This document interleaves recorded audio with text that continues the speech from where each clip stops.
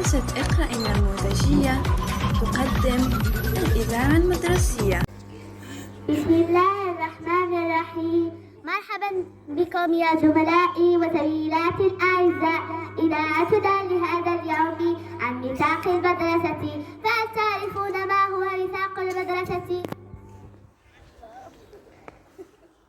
ميثاق المدرسة هو عبارة عن مجموعة من القواعد وقوانين الضوابط التي تنظم العلاقات داخل المدرسة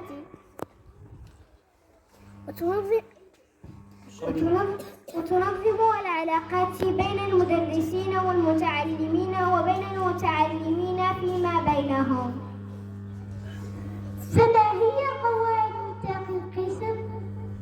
أولاً احترام المدرس واحترام باقي المتعلمين. ثانياً احترام الحجرة الدراسية وعدم إتلاف معيداتها.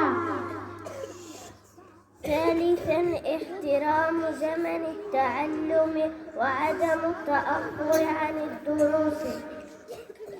رابعاً الالتزام بإحضار اللوازم التمدرسي. خامساً الالتزام بالقيم النبيلة: التسامح، التضامن، التآخي، والحفاظ على